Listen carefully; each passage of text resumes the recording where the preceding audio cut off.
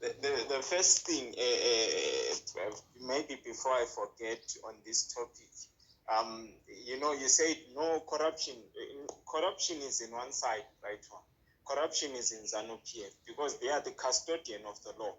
If you see anyone breaking the law and you are the custodian, you've been made in charge, why are they not taking measures to curb the corruption they are seeing being done by opposition? They are the custodian of the law.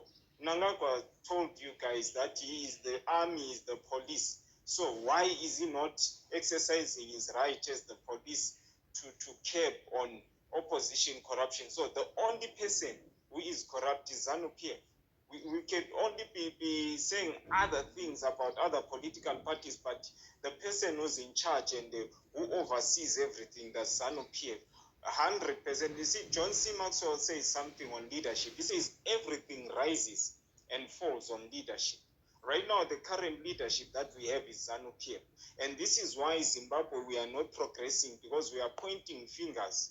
Kunanaba Windy, someone was sitting on window, who's not even driving that car. We are blaming them for why the car is over speeding and why it is not stopping on the robots. We are blaming everyone. Yet the driver is there, is sitting, is the one who's seeing the road and is navigating towards that road. So I'm going to say this when it comes to the corruption and sanctions. We need to define to the people of Zimbabwe what sanctions are upon Zimbabwe. Zimbabwe doesn't have sanctions. If anyone can go and show me a document that says Zimbabwe is under sanctions from the US or from any country, they should read out what is stipulated. Number one, Zimbabwe, we have targeted sanctions. Me, I'm not under sanctions. Mnangagwa is under sanctions. Any of you here, I'm not seeing anyone who's under sanctions. Mnangagwa and group that were put under sanctions are the ones that are under sanctions. And the second type of sanctions that we have is not even sanctions, it's Zidera. Zidera says this, guys. Zidera says America and is agreed that whenever there is a sitting by any monetary fund to discuss any financial situation, America and this group, they are going to abstain from that discussion and they are not going to vote in favor. They are just going to abstain. That's what you call Zidera. They are not going to do what they used to do, to say, okay, you can borrow Zimbabwe money, or we will, because of the development that Zimbabwe wants to do, we also sit, they also sit in and say, yeah, give Zimbabwe money. That's what you call Zidera. America says, no, anything that has to do with Zimbabwe financial, we are not going to sit even in that very meeting. We are just going to abstain. Some of us, we need to go and read that Zidera document so that we come up and explain it to the people. How is it affecting our day-to-day life? How does America not voting in favor or abstaining from the meeting affecting us as Zimbabwean? How is it affecting us as Zimbabwean having the president being under sanctions? How does it affect your Zim dollar from being powerful or trading international? How is it affecting you from getting enough fuel? Because we don't deal with America. We deal with Saudi Arabia, where we get most of our fuel and other places. So how is it affecting our economy at the end of the day? So we need to do some check and balances and bring the reality to the people. And let's not use propaganda, especially when we are bringing reality to the people. I think, Said, you have done a very amazing job in bringing in very important issues, especially to the people on a daily basis, because you are tackling the core issues that are affecting and that are affecting every Zimbabwean. So my encouragement, maybe have a space where you discuss what are sanctions that are upon Zimbabweans. People bring the documents, they put them there. Because the reason why the RBZ governor had to come out and say to the people, guys, our gold is not under sanctions. He was clearing that mist from us. It doesn't mean we can't trade with America. Zimbabweans, we trade with America.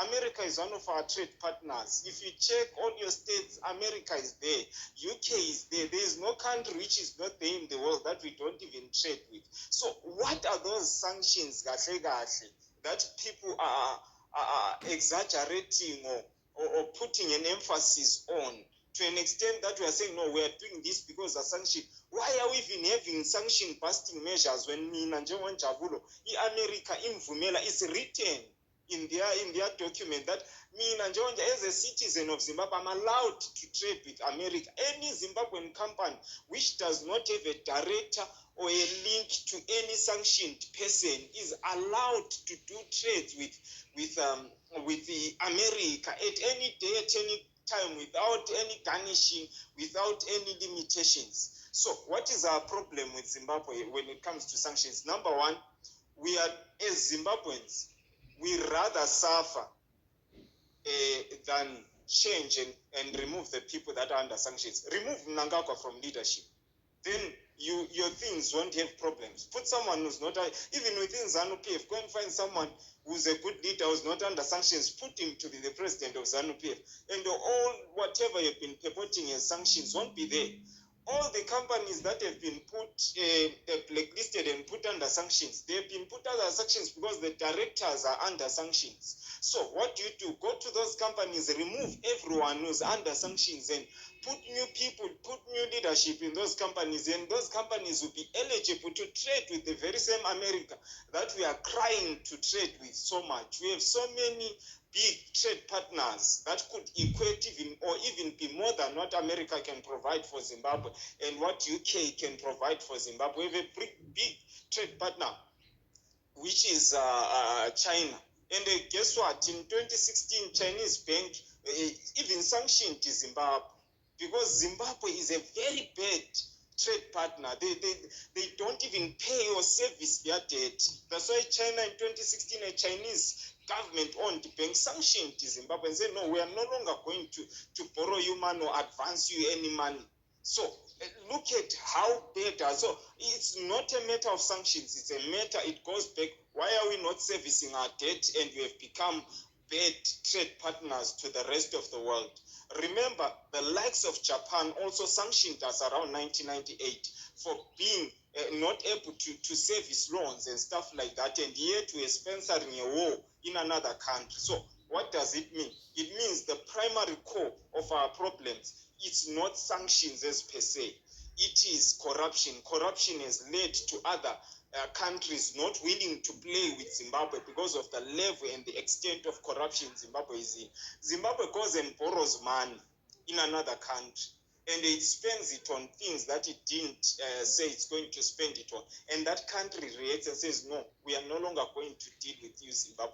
We owe, is it Paris what club money that we have been paid, and they've blacklisted us from borrowing from them because we haven't serviced that debt.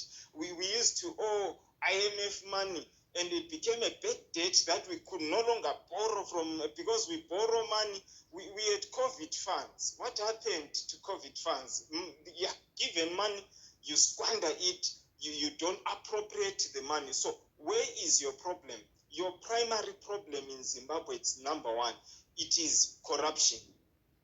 Once we tackle Brighton and Nonhlanhla, the issue of corruption, we have tackled the fundamental, the core of why Zimbabwe is where it is today. Look at, we went and fought a war that brought us sanctions.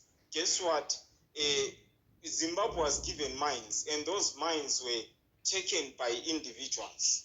And now they are being run, they are diamonds mined, the military is running some of those things. Instead of those things, they should have came and benefited the fact that some of our brothers went and died in that DRC war. No one wants to even open that can and say, no, you know what, our brothers went and fought there and our sisters went and fought there. What did we get as a country? We got nothing, but we had rich generals, we have rich ministers that benefited from that. So the primary core of our problems, as I'm landing, it is corruption 100%. We have seen the gold mafia, we have seen the other things, and yet we have a government that tells you, I cannot buy an ambulance, but he goes and buys the most expensive. We have seen Whitney Chivayo buying the most expensive cars in the world, bringing them into Zimbabwe, but the government will tell you, no, we are not able. Why can't they just give money to Igneb to go and buy if he has access to buy, and yet our government doesn't have access to buy ambulances? If he can buy